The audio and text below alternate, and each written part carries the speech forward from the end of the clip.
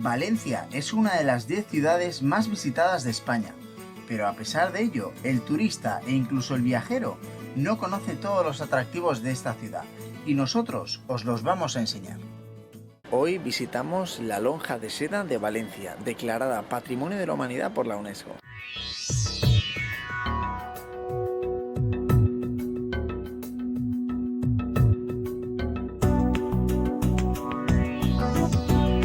Esta sala de las columnas es la parte que más se conoce y que más aparece en todas las imágenes de la Lonja de Valencia.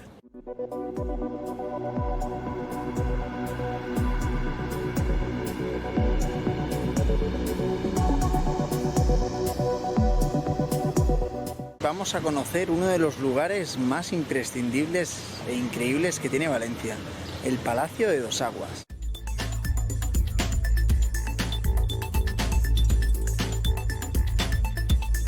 Y si la fachada os ha sorprendido, venid conmigo y esperar a ver el interior. ¡Increíble!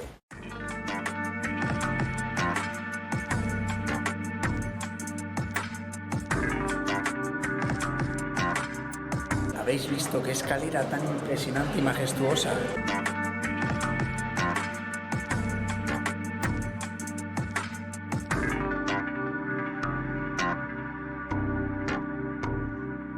Una de las mejores partes, sin duda alguna, del Museo de Cerámica es la representación de la cocina valenciana. Impresionante, además ya lo veréis, llena de azulejos, de dibujos varios y todos los materiales típicos de la época.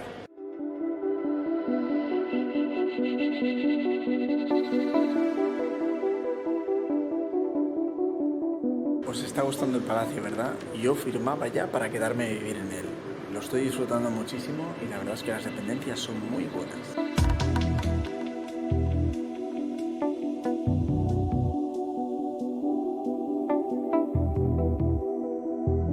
Hemos llegado a uno de los sitios más curiosos de Valencia, la Plaza Redonda.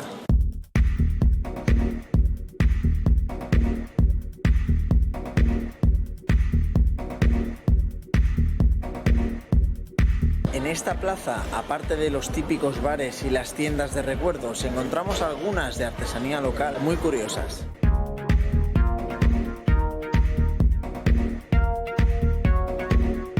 Nos encontramos en el Museo de Bellas Artes de Valencia, bastante importante puesto que es la segunda pinacoteca más grande de toda España después del Museo del Prado de Madrid.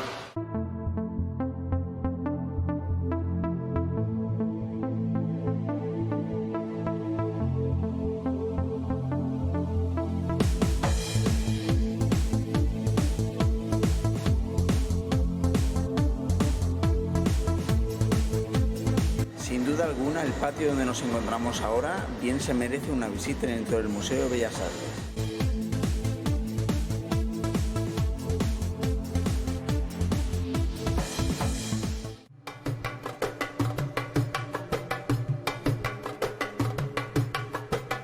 Hoy conocemos la Catedral de Valencia.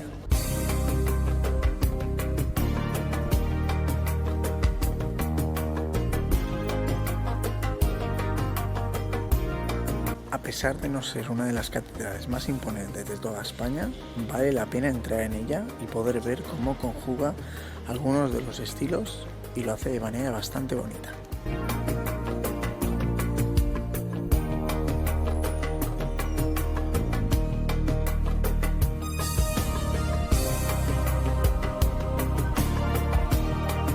Aquí detrás mío tenemos el retablo mayor y la verdad es que está lleno de detalles y es bastante hermoso.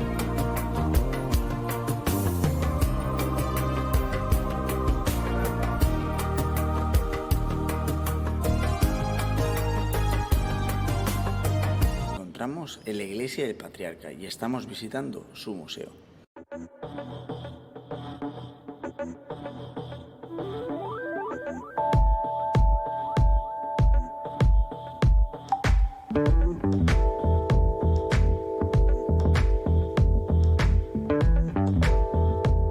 Nos encontramos dentro de los jardines del Real, en un museo conocido como Museo de las Ciencias Naturales. No os lo perdáis.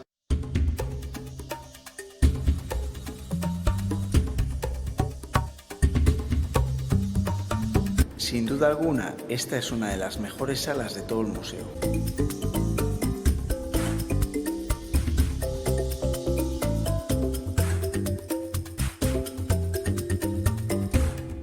Nos encontramos en el Palacio del Cervelló, bastante menos conocido que el Palacio de Dos Aguas, aún así precioso e increíble.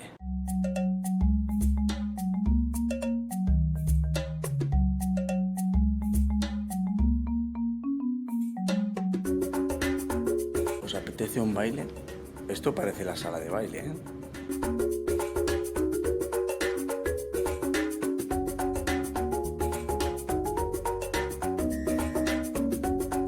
Conocemos la iglesia patrona de la ciudad, la de los Desamparados, en Valencia.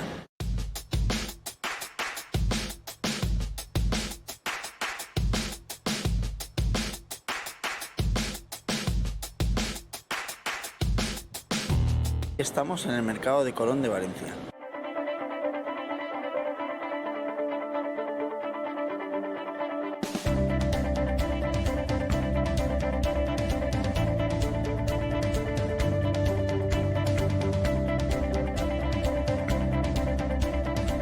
El mercado central de Valencia. Ya veréis que está repleto de vida y de puestos de todo tipo de comida.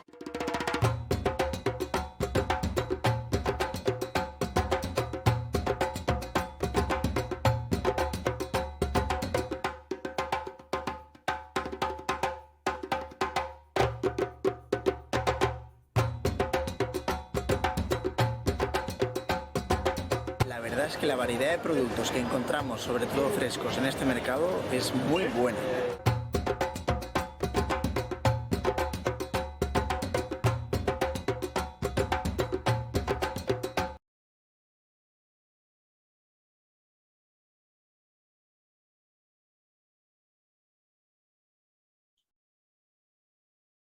Esta conferencia la he titulado La mujer y su lucha por la igualdad a través de la historia. De todos es sabido que durante la Segunda Revolución Industrial 1870-1914 tuvieron lugar importantes cambios sociales y económicos que surgieron debido a los grandes cambios industriales acontecidos como continuación de la primera revolución industrial. El reconocimiento del 8 de marzo como Día Internacional de la Mujer fue declarado por Naciones Unidas en 1975. El origen de esta efemérides data del 8 de marzo de 1857, cuando las trabajadoras textiles iniciaron una huelga para pedir mejoras salariales y condiciones laborales, y así fueron detenidas y, lejos de rendirse 2 años más tarde, crearon una asociación sindical femenina. 51 años más tarde, el 8 de marzo de 1808, 15.000 mujeres trabajadoras fabriles se unieron para protestar por las condiciones laborales y salariales a que eran sometidas en comparación con sus compañeros masculinos. Bajo el lema Pan y Rosas, marcharon por las calles de Nueva York pidiendo reducción de horario laboral y supresión del trabajo infantil, además de mejoras salariales. Desde entonces, movimientos feministas en toda Europa y América han venido luchando por conseguir los derechos de igualdad laboral y salarial. No hemos de olvidar que la Revolución Francesa se originó porque las mujeres protestaron masivamente por la subida del pan. Llegados a este punto, hemos de preguntarnos cuáles son los patrones arraigados que impiden durante tanto tiempo la igualdad entre hombre y mujer en todos los campos. La historia nos da la respuesta. La mujer, a lo largo de la historia, ha demostrado capacidad intelectual y emocional suficiente para ser equiparada en términos de igualdad. ¿Qué pasó en algún momento de la historia y aún de la prehistoria para que las mujeres hayamos llegado al siglo XXI de la era contemporánea sin haber alcanzado la igualdad de pleno derecho? Una respuesta puede ser que desde antes del inicio del movimiento filosófico siglos 7 y 6 a.C., los hombres ya dominaban a las mujeres. Las organizaciones sociales estaban dirigidas por hombres y el derecho de propiedad ha sido el primero que jurídicamente se ha protegido. Pero el patrimonio del cabeza del grupo comprendía sus tierras, sus animales, sus siervos, sus hijos y su mujer. Por lo tanto, el derecho de la mujer a la igualdad está anulado y ni siquiera se plantea su existencia en un ordenamiento jurídico de fuerte dominio masculino. Las evidencias de culturas en las que las mujeres ejercían algún tipo de poder o derecho prevalente son numerosas. Textos antiguos, esculturas y monumentos muestran memoria de aquellos lugares donde las mujeres gobernaban y que a unos autores tienen por cierta y otros por leyenda. Entre los años 1500 a.C., según cuenta Heródoto, vivieron las amazonas libias, que gobernaron en Libia y en Numidia, conquistaron Siria y la costa del río Caicus. Se habla de la existencia de amazonas en Persia, las llamadas temodontinas, de las que se dice que no podían casarse sin haber matado antes a 3 hombres. Se habla de reinas guerreras en Irlanda. En Japón, las mujeres eran emperatrices en el siglo IV y lo fueron durante 2 siglos, hasta las reformas taika. El feudalismo y la cultura samurái presionaron para apartarlas y derogar sus derechos. Pero si existe la posibilidad de que la mujer fuera reconocida en tiempos inmemoriales, no solo igual que el varón, sino incluso por encima de él, la pregunta del porqué del cambio tan radical experimentado es inevitable. Por no irnos a una cultura alejada del mundo occidental, tomemos como ejemplo a los griegos. Según Hesíodo, entre los primeros dioses, la diosa primordial era Gea, la tierra. De ella nacen sus descendientes, incluyendo a su propio marido Urano. Vemos cómo hay un matriarcado divino que, lógicamente, dado que es creación de la necesidad humana, está presente en el curso de la dirección social y, por tanto, afecta a las mujeres con presupuestos de poder. ¿Cuándo y por qué se llegó a la conveniencia masculina de cambiar el predominio femenino por el masculino? Es algo que se presta a distintas tesis por lo incierto de su exactitud. Como hemos visto antes, las mujeres eran capaces de guerrear e incluso de conquistar territorios dominados por hombres. Quizá la pérdida de su poder empezara a ocurrir en la Edad del Bronce, por las necesidades de asentamiento de determinados poblados cerca de los yacimientos minerales para lograr su explotación y su posterior enriquecimiento, a lo que se opondrían los autóctonos del lugar, provocando por medio de estas guerrillas y otras por la subsistencia la necesidad de que las mujeres procrearan más, criaran y protegieran a los hijos para asegurar la continuidad del poblado. También en esta época comienzan las rutas comerciales. Por la misma razón antes apuntada, son los hombres los que en su mayoría emprenden largos viajes. Con el nacimiento del comercio, son los hombres los que proponen las leyes que les amparan en este menester, quedando las mujeres, como en tantas otras iniciativas legislativas, al margen de la realidad jurídica. Pero, puesto que la humanidad había seguido a lo largo de los siglos precedentes un fiel acatamiento divino, la respuesta a esta disociación también habría de ser sobrenatural para asegurar así el sometimiento de la voluntad femenina por medio del temor a los dioses. Estudiando las leyendas mitológicas griegas, se llega a una respuesta de origen mítico-religioso. Para los atenienses, la población debe elegir a una divinidad protectora para la ciudad. Los dioses convocados son Minerva y Neptuno. Las mujeres que eran más en número votaron a Minerva. Neptuno fue elegido por los varones, que quedó en minoría. El dios, lleno de ira, invadió con las olas del mar la tierra y solo pudo calmarle un triple castigo para las osadas mujeres: la pérdida de su derecho al voto, de su nombre para sus hijos y del nombre de atenienses.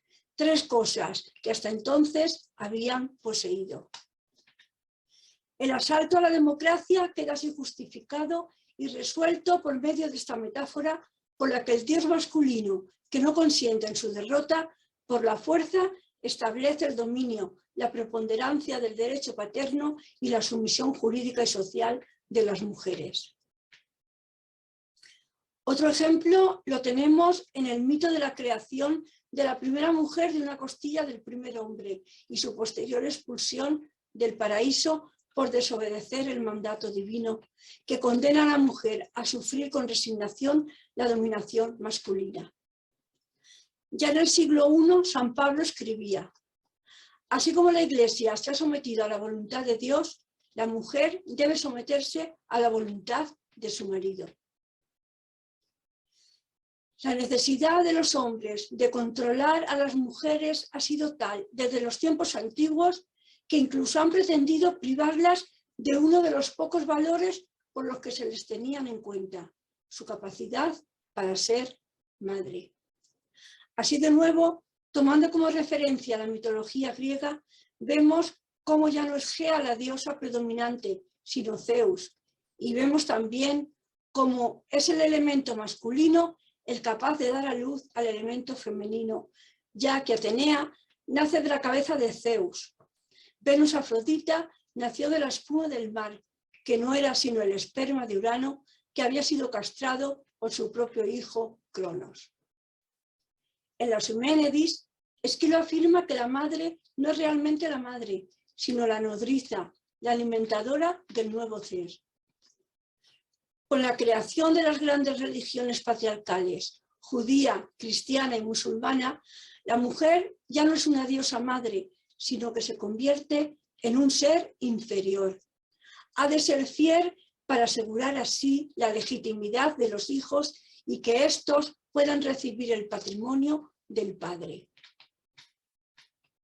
En el medievo se pensaba que durante el acto sexual el varón depositaba en el cuerpo de la mujer un homúnculo, un hombrecito pequeño con alma y todo, que se pasaba los 9 meses creciendo sin recibir de la madre aportación alguna que le vinculase a él. Vemos así como el encierro, la restricción de las responsabilidades femeninas y de su instrucción se convierten en la garantía del poder para el hombre. Tal es así que durante la dominación romana en Hispania, Estrabón cuenta cómo los cantabroi, hoy los cántabros, tienen la costumbre no civilizada de ser el hombre quien dote a la mujer. Es decir, es el hombre el que aporta dotación material para hacer un buen matrimonio. Es él el que deja la casa familiar para unirse a la de su esposa. Son las mujeres las que heredan y las que se preocupan de casar a sus hermanos.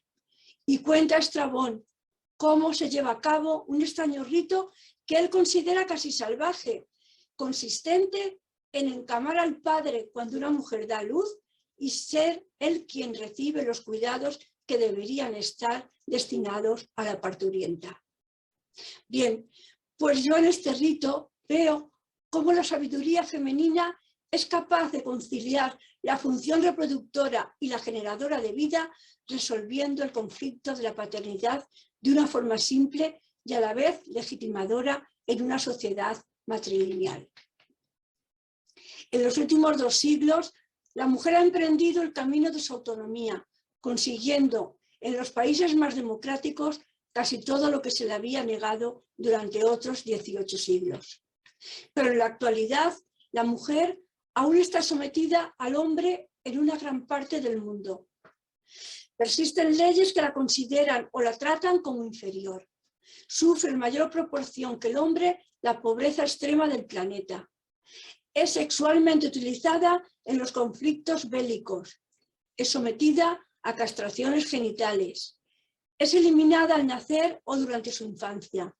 Su trabajo es poco o nada reconocido y está peor remunerada que el del hombre. Las mujeres, que comprendemos la mitad del planeta, hemos visto cómo nuestra condición en la sociedad ha sufrido una importante transformación. Tras la lucha de eterna reivindicación de equiparación, ha pasado de ser absolutamente ignorada, explotada e incluso maltratada por derecho y ley a conseguir una valoración equiparable a la del varón en las sociedades modernizadas. Pero el hecho de que la mujer haya obtenido legalmente en las sociedades democráticas una posición igualitaria a la del hombre no significa que la sociedad haya integrado totalmente esta idea. Si exceptuamos el último periodo republicano, también en España la mujer ha de esperar hasta 1975 para que el Código Civil español haga desaparecer la figura del marido como cabeza de familia, se elimine la licencia marital y se erradique la obediencia de la mujer al marido. Pero es en la Constitución de 1978, en su capítulo 2, artículo 14, donde por fin reconoce que los españoles son iguales ante la ley sin que pueda prevalecer discriminación alguna por razón de nacimiento, raza, sexo, opinión o cualquier otra circunstancia personal o social. Pero después de 44 años de reconocimiento legal de la igualdad entre hombres y mujeres en España, todavía hemos de luchar por hacerlo efectivo. La incorporación de la mujer al mercado de trabajo, es decir, al reconocimiento reglado, dando el salto desde la clandestinidad, se hace difícil de conservar. En época de crisis, las mujeres son las primeras en ser despedidas y cuando la recesión remite, las últimas en ser contratadas. Todavía hoy los salarios son un 30% menos para las mujeres por el desempeño del mismo trabajo. El pasado martes, como hace ya 4 años, las mujeres se han puesto en pie en todo el mundo democrático para pedir la equiparación, la igualdad con el hombre. El feminismo no busca la venganza por tantos siglos de inferioridad soportados. No busca quitar el trabajo a los hombres por ser ellas contratadas. Busca el respeto que da la igualdad de oportunidades sin mirar si se es hombre o mujer.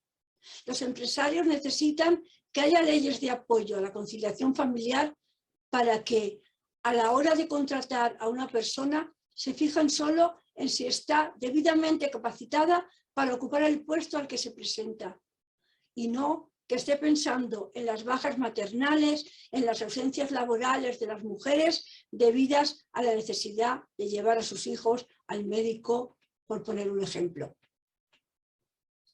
La igualdad en el trabajo es la conquista más importante, porque el trabajo dignifica todos los elementos que rodean a la persona. Si se disfruta de un sueldo, se tiene acceso a la realización de los sueños de bienestar de cualquier persona.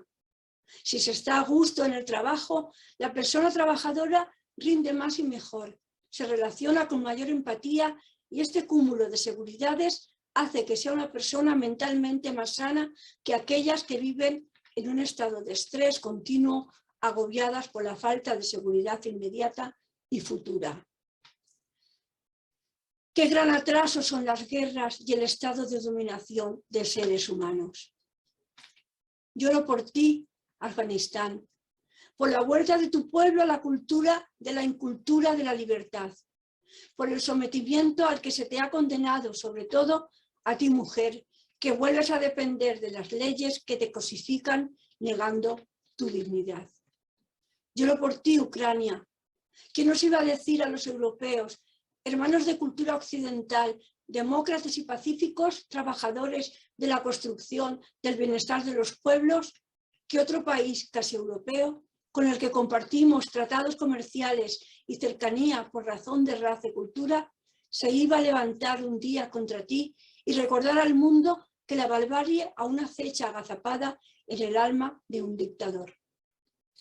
Mujeres ucranianas, que habéis dejado a vuestros hombres empuñando un fusil y habéis cargado con vuestros hijos y mayores para tratar de preservar el don más importante que tenemos cuando se reconstruya vuestro país, puede que seáis las últimas en incorporaros a un trabajo, no de voluntariado, que ese no es retribuido, sino a un trabajo remunerado.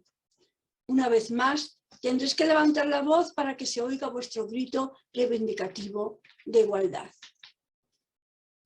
Dado que las mujeres son la mitad de la población mundial, deben tener la mitad del poder. Se trata de una igualdad indispensable que incluye el respeto por las diferencias y la consecución de los derechos fundamentales. La instrucción, la formación, el trabajo sin discriminación, la ciudadanía de pleno derecho, la sanidad y la justicia son reivindicaciones que pueden parecer humillantes por lo justo de su causa y que deberían haberse logrado desde el inicio de la humanidad. Y termino con una reflexión. ¿Cómo se puede hablar de modernidad cuando una mitad del mundo no disfruta total y completamente de su condición de ser humano? Muchísimas gracias.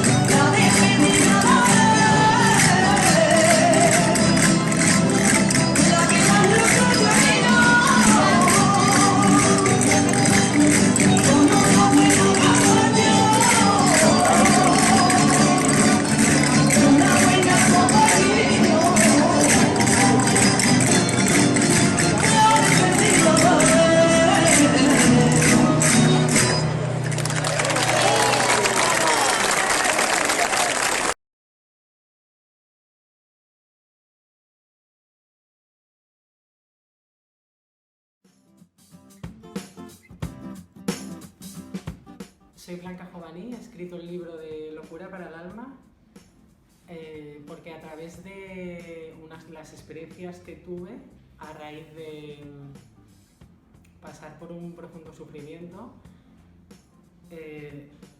lo que es la escritura me sirvió para hacer una curación personal, y a través de escribir y de expresar lo que iba sintiendo en mi interior, pues fui poco a poco sanando pues las heridas o las experiencias que había ido teniendo a lo largo de mi vida. Y a lo largo de los años pues me apunté a cursos de escritura creativa, y hace 2 años, de todo lo que había ido escribiendo y de cómo me sentía en ese momento, empecé a escribir, y de ahí vi que me sentía mejor lo que era pues explicándolo de forma más reducida, más sintética, y entonces se expresaba mejor lo que sentía con pequeñas palabras que no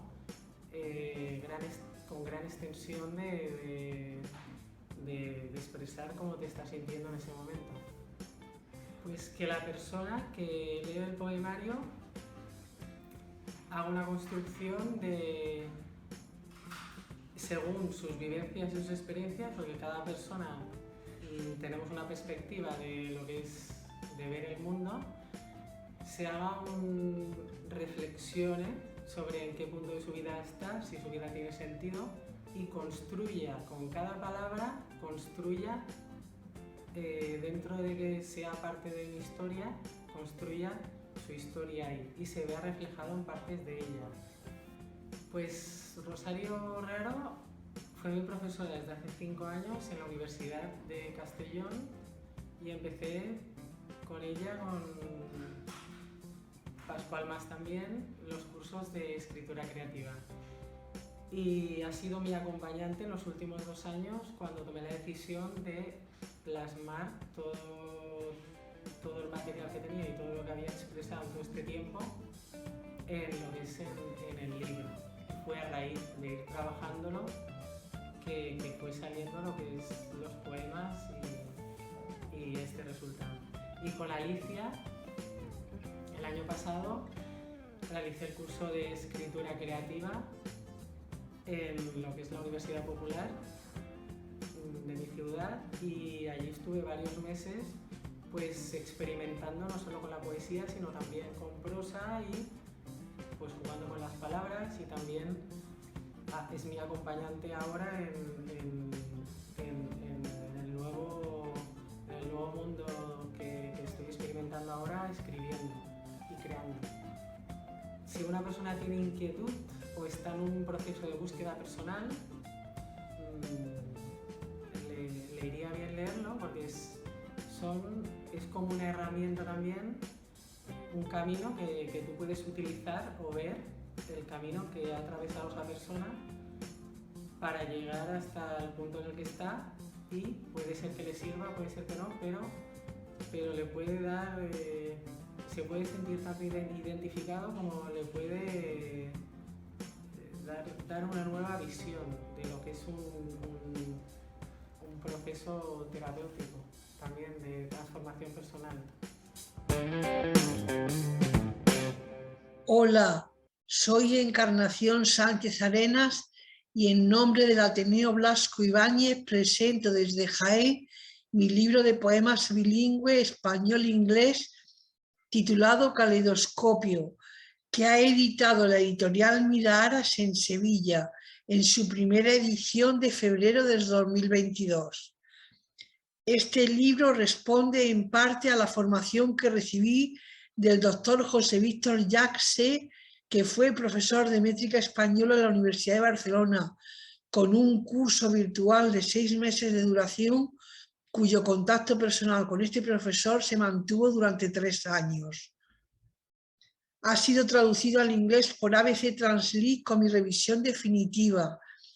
Entre sus poemas destaco algunos sobre los complejos de madrastras, padrastro, divorciados o divorciada, y sobre los muertos vivientes todavía de nuestras almas, que pretende ser una defensa moral y vivencial de la situación reivindicativa en la que quedan aquellos hijos e hijas de padres separados o divorciados. o el poema titulado Pasajero, que se lo dedico a Juan Ramón Jiménez, o también mi ovillejo titulado Vida, que es fiel exponente de todo el seguimiento métrico al doctor José Víctor Yaxi, o el poema dedicado al lugar que existe en Egipto llamado el Alamein, que significa entre los dos mundos, de los enfrentados en las guerras mundiales, con motivo del viaje que realicé a Egipto. Paso a continuación a leer mi poema en español, titulado Pasajero, dedicado a Juan Ramón Jiménez. Soy pasajero de tu vida, yo, entre mis lirios te tendría, no. Tuvimos juntos noes y síes de respuestas no acertadas. ¿Por qué? No malgré la apuesta, pero hay distintos pareceres de mí.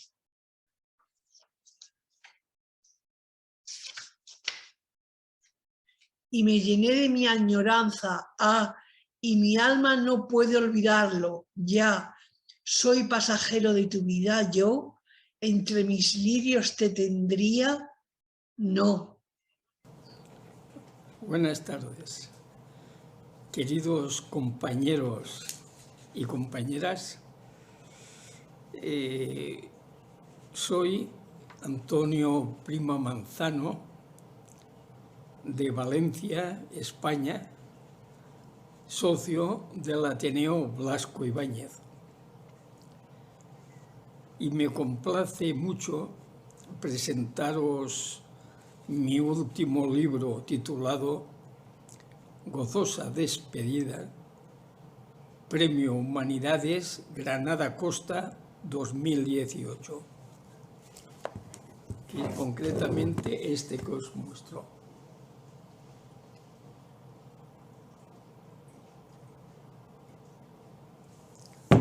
Bien. Solo la lectura de su índice nos puede dar una idea de lo extenso de su contenido y la variedad de temas que en él trato. Índice. Premio Humanidades Granada Costa, Pensamiento y Lengua 2018. Acta del Jurado de Premios y Distinciones Granada Costa. Prólogo. Currículum. Introducción. Obra literaria inédita. Intimidades, poemas, poemas desde la nostalgia, pétalos y espinas, aforismos y reflexiones, lluvia de haikus y senrius, entre Dios y tú, ensayo, y la leyenda del fin, narrativa. También obra pictórica, reportaje gráfico, fotos de familia, fotos bodas de oro, fotos de actos, fotos de viajes, fotos de premios, notas de prensa y divulgación, y Antonio Prima en Granada Costa. Como veréis, temas variados y de los cuales leeré brevemente algo de su contenido. Empezaré por poemas desde la nostalgia, una serie de poemas, más de 60, dedicados a la memoria de mi esposa fallecida. Dice así: tenebrosa compasión dejarme solo, que digieren soledad mis amarguras, hasta tomar de nuevo el pulso a esta vida, hoy sin sentido vacía y en penumbra. Quiero revivir uno a uno mis recuerdos, recrearme en mi dicha ayer pasada, que mi alma y mi corazón sigan latiendo al compás que el amor marca a mi alma, y que pueda algún día mi tormento apartarla de mi vida en un momento y pueda asumir que todo esto escrito estaba ya desde mi nacimiento. Otro poema muy breve, solo 4 versos. Dice así: Dios me dio un corazón para luchar, mas la batalla de su muerte me derrota. Sin ella, mis armas y defensas están rotas. Ahora, de pétalos y espinas, os leeré brevemente un par de ellos. Dice así: la vida del hombre sobre la tierra ha de ser de alegría y de gozo, porque su destino es el cielo. Entender esto es entender una maravillosa forma de encauzar tu vida. O este otro: la juventud, como la felicidad, no es solamente una situación de la vida, sino un estado anímico del alma. Por ello, con frecuencia ambas parecen vivirlas muchos viejos. Gracias. Sigo con lluvia de haikus y leeré 2 de ellos también. El primero dice así: lluvia menuda cala dentro del alma hasta ahogarla.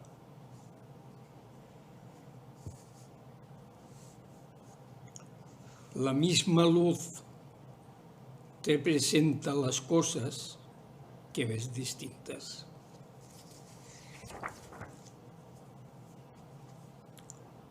O quizá también los abismos son parte de las tinieblas del mismo hombre. Y para terminar con este apartado, vivir la vida hoy con total coherencia es plenitud. Y me gustaría no terminar sin leer algo, aunque muy breve, de la serie de reflexiones que se hacen en el apartado entre Dios y tú. Y dice así, uno de ellos: la racionalidad del hombre fluye de modo inconsciente en nosotros y de tal manera que pretende alumbrar todas las áreas de nuestro ser y de nuestro entender. Ella nos recomienda unos comportamientos humanos que hace que los atípicos se tomen como extravagancia o genialidades, según cómo y quién las realiza. La racionalidad sería, a nuestro entender, una forma de actuación determinada dentro del orden de las leyes naturales, morales y espirituales. Pero vemos que de ordinario este o el otro individuo no actúa así. En nuestra fe, sentimiento y razón van a la par. El primero siente y el segundo consiente. Por el sentimiento llega hasta nosotros el flujo del amor de Dios. Por nuestra razón, asumimos el misterio de la creación, nuestra insignificancia, la grandiosidad del equilibrio que elige el cosmos, y ello nos lleva a asumir y a valorar la omnipotencia del ser superior que lo rige. Bueno, estoy viendo, queridos amigos, que he rebasado el tiempo y no me queda más que pediros disculpas y agradeceros mucho, mucho el que me hayáis escuchado. Hasta la próxima. Un abrazo. Año 2022. El planeta entero acosado por virus. Las epidemias, por desgracia, desde los tiempos más remotos han acompañado a la humanidad. Bueno, pues hola, bienvenidos todos los que no queréis perder la memoria, también los que disfrutáis con libros y con vídeos. Bienvenidos los que buscáis imágenes y palabras que estimulen vuestros oídos y vuestros ojos. Los que saboreáis más la vida al leer, ver y escuchar cosas, bueno, interesantes o por lo menos diferentes a las que nos bombardean. Bueno, el vídeo es la presentación de mi nuevo libro. Se trata precisamente de un diario del confinamiento. Su título es Confinamiento para dejarlo en testamento. Este confinamiento hay que dejar constancia de él. ¿A quién puede gustar o interesar este libro? No sé, esto es una incógnita, pero me parece que a gentes muy diversas. A los negacionistas y a los no negacionistas. Para los crédulos y para los incrédulos. Para los sanos y los enfermos. Y los que están a medias también. Y para todos los que no queremos olvidar el tiempo reciente todavía en el que estuvimos confinados. Y así sacar enseñanzas de lo que hemos vivido y poder comprender un poco mejor estos tiempos. Leer nos abre la mente y leer es conocer y saber. Leer para mí es vivir dos veces. Es revivir, reconocer y recordar. Porque perder la memoria es una forma de estar muerto en vida. En mi opinión. Bueno, pues este libro que os acabo de presentar, Confinamiento para dejarlo en testamento, consta de 5 partes. Bueno, 6 si consideramos que la primera son las dedicatorias. Por ejemplo, os leo 2 dedicatorias. Dice: a los supervivientes de la enfermedad, el dolor y el encierro, porque no hay virus, ni crueles carceleros, ni arbitrarios decretos que puedan arrebatar la libertad de la mente y el espíritu. Bueno, luego tenemos otra dedicatoria que dice: a todas las personas que son capaces de viajar sin sacarse un billete de avión. Bueno, después ya viene propiamente la primera parte, que he titulado Preámbulo. Empecé a escribirlo al comienzo del confinamiento, es decir, el día 15 de marzo del año 2020, claro. Aquí se plantean algunos objetivos del libro. El sentido y el interés de escribir un diario estando recluido. Hay preguntas sobre los porqués de confinar a los ciudadanos. Hay citas muy clarividentes, a mi modo de ver, pues por ejemplo de Emilio Lledó, del físico Einstein, de la poeta Emily Dickinson. Hay también referencias, por ejemplo, a Pitágoras, en mi opinión uno de los grandes sabios de la antigüedad.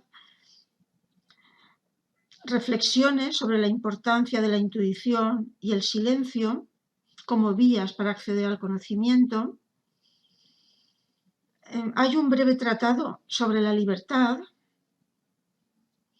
y este preámbulo acaba con la enorme figura filosófica y ética de Sócrates, al que admiro profundamente, porque su ejemplo ético para mí es casi el más grande que se ha dado en la historia de la humanidad.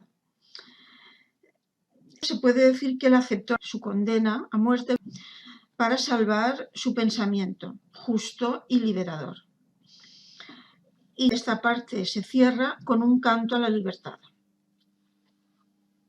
Luego ya tenemos la segunda parte, que he titulado Antesala del incendio.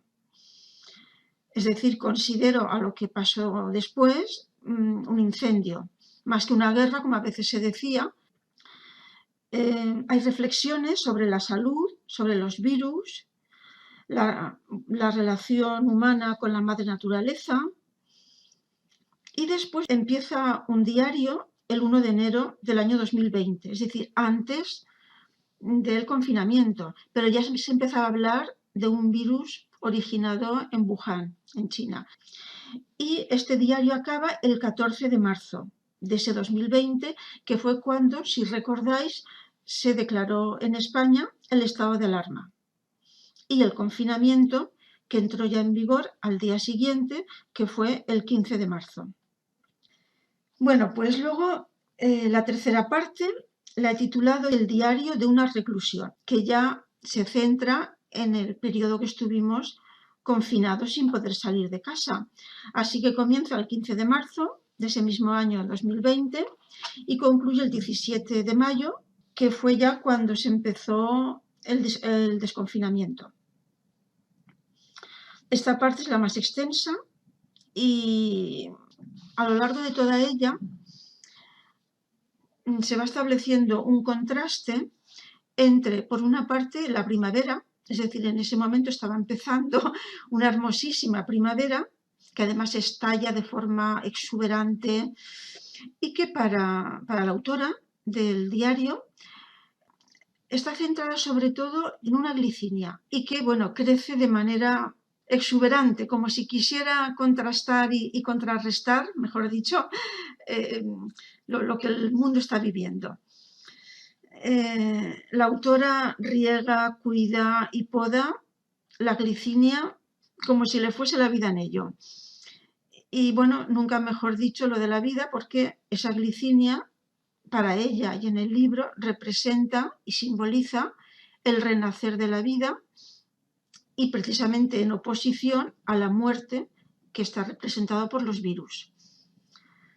En el diario se van recogiendo día a día los datos, muchos de ellos oficiales, bien del propio gobierno o de organismos oficiales, y además también reflexiones personales, análisis, testimonios, citas, avatares cotidianos, datos de China y de países europeos, homenajes, pérdidas también, como por ejemplo la del cantautor y artista Luis Eduardo Aute, que fue vivida con gran dolor, por lo menos por la autora.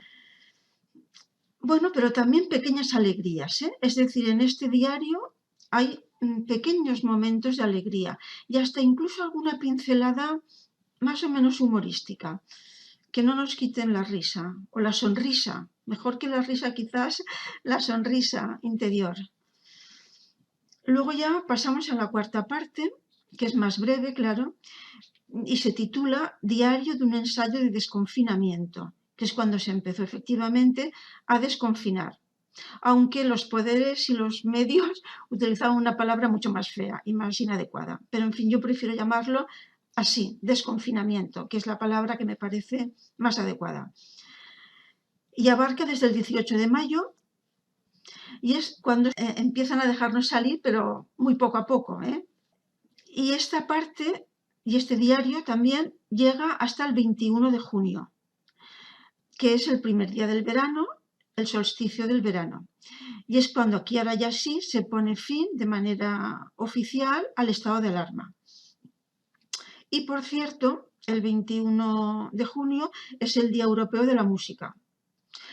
En el diario hay también muchas referencias, aparte de la naturaleza y a la glicinia, también a la música. Bueno, y esto acaba ya con una especie de burla a esa expresión estrambótica que se inventaron, que llamaban nueva normalidad. Fijaros qué cosa tan absurda, nueva normalidad. Vamos, totalmente incoherente. Luego ya tenemos la quinta y última parte, que he titulado Divagaciones adicionales. Es muy breve, ya posteriores a toda la época más intensa del virus y del confinamiento. Esta breve parte consta de dos momentos. El primero es el verano de 2020, que titulo Paisaje después del incendio. Y aquí se relaciona el extraño verano de 2020 con el conocido como el año sin verano. 1816 fue el no verano y es el momento en el que una jovencísima Mary Shelley creó ese gran mito moderno que es Frankenstein. Entonces, el verano de 2020, con sus playas acotadas, con su situación kafkiana, me recordó a mí pues aquel verano de 1816, el año del no verano, en el que se ideó ese gran mito que fue Frankenstein. Y efectivamente establezco una comparación entre el virus de Wuhan y el personaje romántico y moderno a la vez, que es la figura de Frankenstein, tanto el doctor como su creación. Y luego el segundo momento de esta quinta parte es el otoño e invierno de 2020-21. Y lo he titulado, con esa expresión de la que me burlo, Nueva Normalidad, dictadura perfecta. Y bueno, aquí hay muchas referencias a Orwell, el gran escritor inglés, que para mí en los años 30 fue ya muy lúcido y casi clarividente. Y bueno, pues pongo citas, como no podía ser de otro modo, de su gran novela 1984, que la escribió en los años 30, ojo. Y ese 84, pues ahora en el año 2020, 21, 22, está recordándonos todo aquello. Bueno, pues el libro ya termina con una llamada de atención a la importancia del humanismo.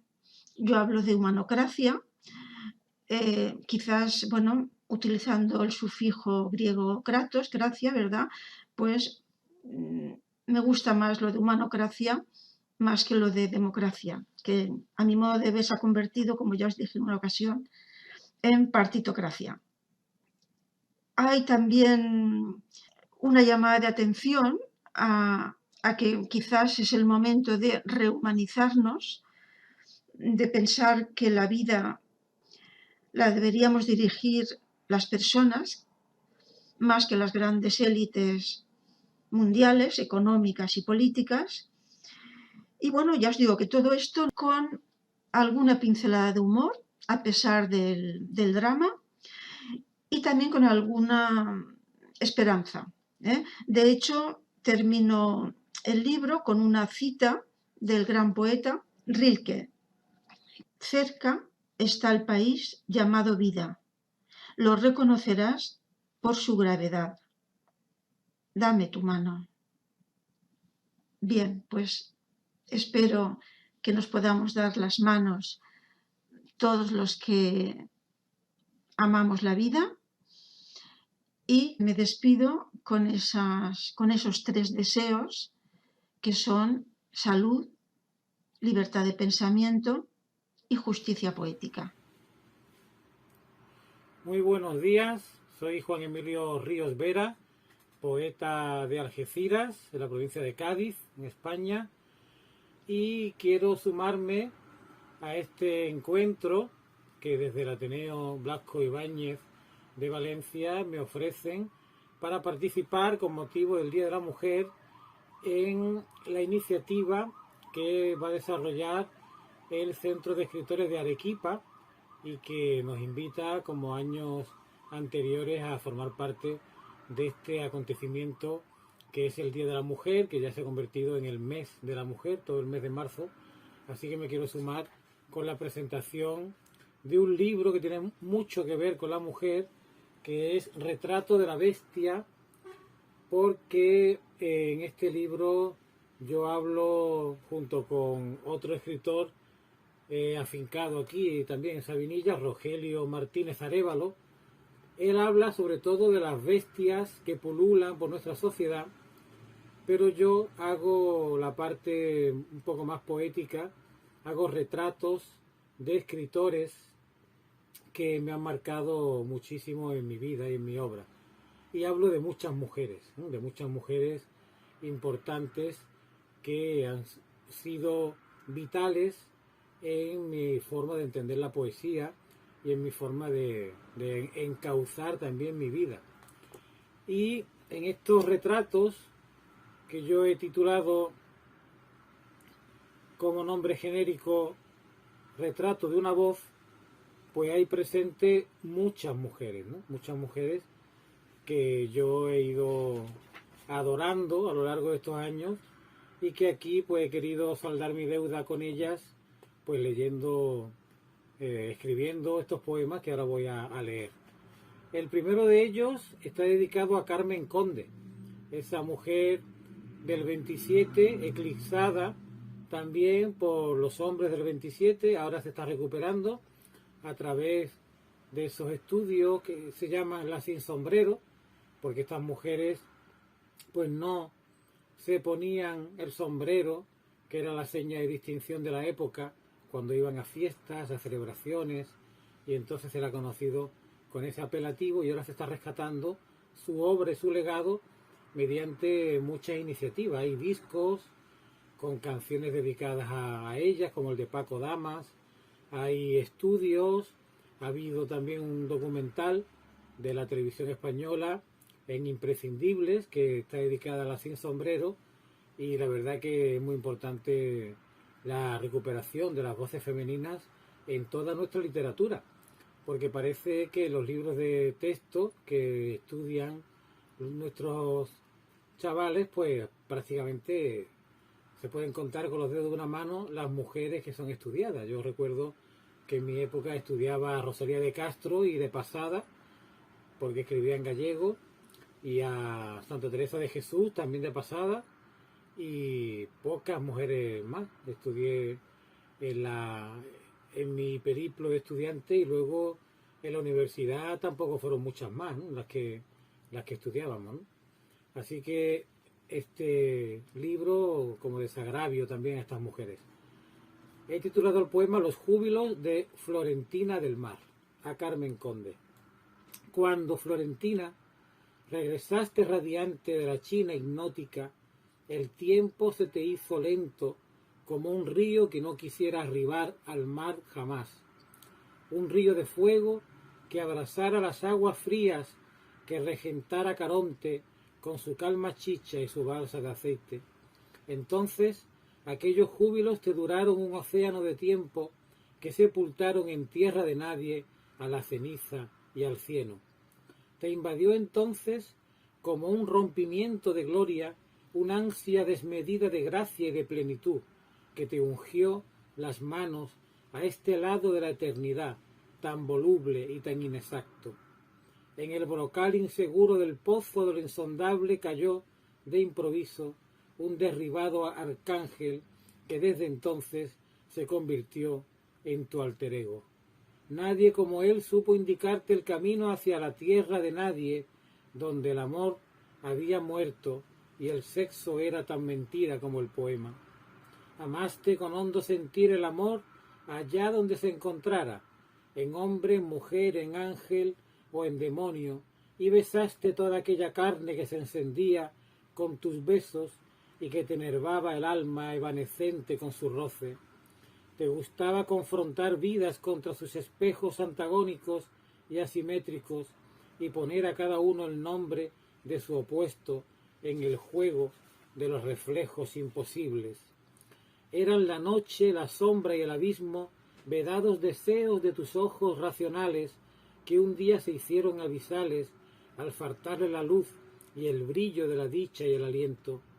Todo en ti, Carmen, Florentina, fue sueño antes que niebla, corazón antes que coraza, amor antes que mortaja, sol antes que soledad. Y todo lo trocaste en poesía, las sombras y la luz, el silencio y la escandalera, el hombre, la mujer, el dios y el monstruo. Este es el primer poema dedicado a una poeta que aparece en mi libro Retratos de la Bestia, que ya digo, es Ara Limón con el poeta y narrador Rogelio Martínez Arévalo, y son dos poemarios separados. En su poemario titulado Bestias, pues ya digo, hace un análisis muy denso, muy afilado de esas bestias que pululan por nuestra sociedad, como son la homofobia, como son la violencia de género, como es el propio COVID, como es la intolerancia y como es la guerra, sobre todo ahora que estamos en un momento de mucho pesar por la guerra en Ucrania, y porque también hay guerras olvidadas que ya han pasado de moda en el foco mediático, pero que siguen enquistadas, como la de Siria, o los problemas que en la sociedad en Afganistán, y tantas guerras africanas que, como nos cogen lejos en países pues poco desarrollados, nos importa mucho menos que una guerra en Europa, ¿no? Y no debería ser así. Bueno, pues siguiendo con este repaso, me encuentro con un poema dedicado a María Teresa León, que fue la esposa de Rafael Alberti y que tiene escritos a la altura del propio Rafael, y sin embargo la fama que tiene Rafael Alberti no la tiene María Teresa León, cuando fue su compañera inseparable, la viajera eterna junto a él, y tiene textos que deberíamos conocer más a fondo. El poema se titula Rosa Fría. Fuiste la Isabel Inghirami de D'Annunzio, metida periodista, la más fiel testigo de los amores de Bécquer, la cronista de los devaneos entre el Cid y doña Jimena, la biógrafa de las batallas de un Cervantes, soldado sin fortuna, y la madre literaria de esa rosa fría que patinó por entre los cráteres de la luna tan sublime. Y sin sombrero paseaste tu rebeldía por aquella España que quería despertar de tantos malos sueños antes de caer en la peor pesadilla de todas, aquel vórtice que se os tragó a todos los que luchabais por una patria moderna y libre. Tú, María Teresa, fuiste tantas cosas y tan buenas, fuiste tan del 27 como Lorca, Cernuda o Alexandre, tan del 27 como Ernestina de Champurcín, Rosa Chacel o Maruja Mayo, aunque no sacaran en la foto, ni os incluyeran en los libros de texto ni en las antologías. Dramaturga, novelista, guionista de cine, activista política, locutora, poeta, artista, filósofa, agitadora cultural, y sin embargo, para la historia oficial y pacata, eres simplemente la mujer de Alberti, que sin ti no hubiera sido mucho más que el tonto de Rafael, como él mismo se proclamaba. Bueno, yo creo que bastante explícito, ¿no? Bastante claro el mensaje que quiero transmitir.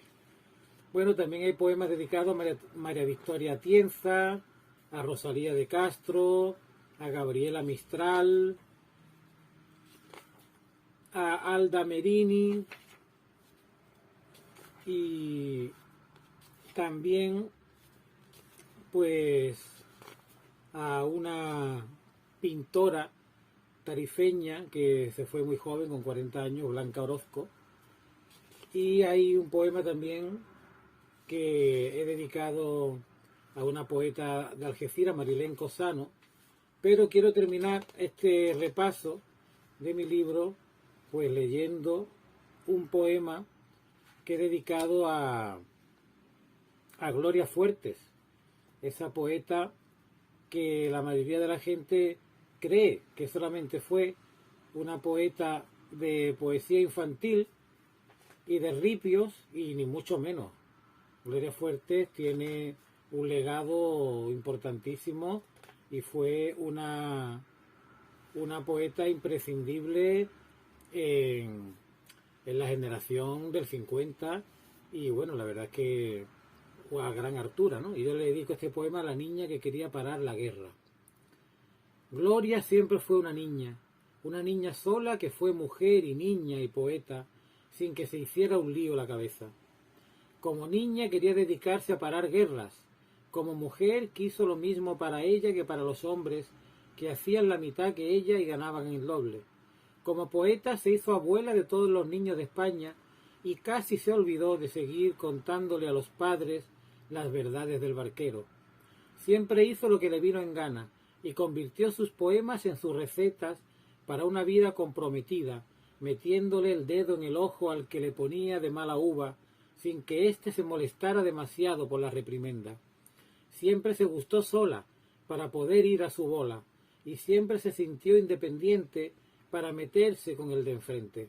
Supo que en cada casa se escondía un gato encerrado, y por eso siempre defendió al marica, a la puta y al desgraciado.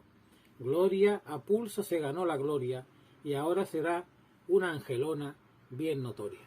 Como habéis observado, pues me dedico a escribir una poesía parecida a la suya para que le haga justicia, ¿no?, a lo que ella hacía durante tanto tiempo. Bueno, pues ya me despido de esta presentación agradeciéndole a mi amiga Isabel que haya contado conmigo una vez más, que creo que está haciendo una labor importantísima, Isabel Oliver, al frente del Ateneo Republicano Blasco Ibáñez de Valencia, al que estoy muy unido y al que colaboro siempre que puedo desde la distancia. Me coge Valencia bastante lejos, pero siempre que puedo me escapo y intentaré asistir personalmente a los próximos eventos que haya, ¿no? Pero la pandemia no lo pone fácil, las restricciones lo han hecho bastante complicado, pero siempre intento colaborar. Y por supuesto, si es mediante este vídeo en el que presento mi libro, pues lo hago encantadísimo y esperando que haya gustado mi aportación y que ese mensaje cale hondo, ¿no? Que yo como profesor de literatura que soy, pues he hecho mucho de menos en los libros de texto y en las antologías y en muchas de las clases universitarias el papel importantísimo que muchas mujeres pioneras hicieron en pos de la literatura, y hay que sacar su nombre a flote y estudiar su legado y su obra. Así que un saludo desde Algeciras, en el sur de Andalucía. Buenas tardes a todos, mi nombre es Inmaculada Fuentes y os hablo desde Valencia, en España. Encantada de estar con todos vosotros. Esta tarde quiero haceros la presentación de mis dos últimos libros. En primer lugar, la novela Aquel improvisado viaje, que se publicó en julio del año pasado. Es una novela llena de intriga, pasión y romanticismo. Me divertí muchísimo escribiéndola y me consta, por los lectores que ya la han leído, que engancha desde la primera página. La historia discurre entre Valencia, la ciudad natal de la protagonista, y Palermo, la ciudad destino de este improvisado viaje, donde le ocurren cosas que no esperaba que jamás le ocurrieran, pero que condicionan su vida a partir de ese momento. Una historia divertida que seguro que os gustará, Aquel improvisado viaje. En segundo lugar, quería haceros presentación de mi segundo libro, que ha sido publicado en febrero de este año. Al contrario que la novela, no me he divertido en nada escribiéndolo. Al contrario, me ha costado 5 años reunir las fuerzas para poderlo hacer. Se titula La noche que cambió mi vida, y junto a esta portada ilustra perfectamente el relato que en él contiene. La noche que cambió mi vida fue la noche del 14 al 15 de octubre de 2016. En este momento suena el móvil en nuestra habitación. Es la llamada que nadie debería de recibir. Esa noche, los radicales abertzales de un pueblo de la Navarra profunda, Alsasua, decidieron dar una paliza de muerte a nuestro hijo, el teniente de la Guardia Civil del puesto de este pueblo. Estaba cenando tranquilamente, disfrutando de su tiempo libre junto al sargento y ambas parejas. Fueron dos parejas de jóvenes cenando en un restaurante y tomando una copa en un bar después, disfrutando de su tiempo libre, de paisano, fuera de servicio. Y los radicales decidieron que era un buen momento para hacerle pagar lo que lo odiaban. Le dieron una paliza y casi lo matan. Creo que está vivo gracias a que su pareja en ese momento le protegió la cabeza cuando aún le estaban dando patadas y él ya casi estaba inconsciente, sangrando por la boca. Le habían roto el tobillo a golpes, con lo cual el dolor era insoportable. Necesitó una intervención quirúrgica donde le pusieron una placa metálica y 8 tornillos que llevará de por vida.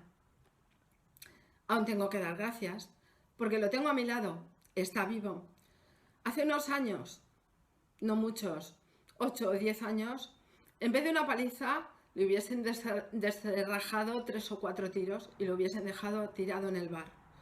Estamos cansados de ver esas historias constantemente. Mi marido también es guardia civil. En junio hará 35 años que llevo casada con él. Hemos vivido los años peores de ETA. Y ahora, cuando se supone que ETA ya no existe, los radicales que aún perduran, pues aún se creen con derecho a dar una paliza a un guardia civil por el mero hecho de serlo, de ser guardia civil y desarrollar su trabajo en un pueblo donde lo odian. Mi hijo casi lo paga con su vida, pero tuvimos la suerte de que no lo consiguieron. En aquel momento tenía 24 años y su pareja 19, 2 jóvenes que disfrutaban de un rato de asueto, y una jauría de unas 50 personas les dieron una paliza a los 4. Me ha costado mucho volver a leer los escritos que en aquel momento escribía para sacar el dolor, la rabia, la frustración que tenía dentro y mantener la cordura. Me ha costado volver a revisar fotografías, documentos médicos y la sentencia. En este libro incluyo la objetividad de la sentencia del Tribunal Supremo, para que todo el mundo que quiera pueda contrastarlo, pueda ver que mis palabras son ciertas. Se han vertido muchas mentiras por parte de los agresores, se han inventado muchas historias, han intentado justificar lo injustificable. Como siempre han intentado hacer culpable a la víctima. Pero la verdad solo es una y los hechos solamente ocurrieron de una manera. Aquí cuento cómo ocurrió todo, la verdad, y cómo lo vivimos en nuestro núcleo familiar. Y como digo, incluyo la objetividad de la sentencia para todo aquel que pueda comprobarlo. Gracias a Samaruk, porque nada más tuvo el manuscrito en sus manos, se hizo cargo de él y dijo que lo publicaba, que este libro debía leerse, debía de conocerse, cuanta más gente mejor, porque nos creemos que ciertas cosas en nuestro país ya no pasan, pero sí, siguen ocurriendo y hay que contarlas. Bueno, yo lo he contado en este libro, la noche que cambió mi vida, con esta imagen, la noche en que ese teléfono sonaba en nuestro dormitorio. Gracias a todos. Un saludo y muchas gracias por estar con nosotros.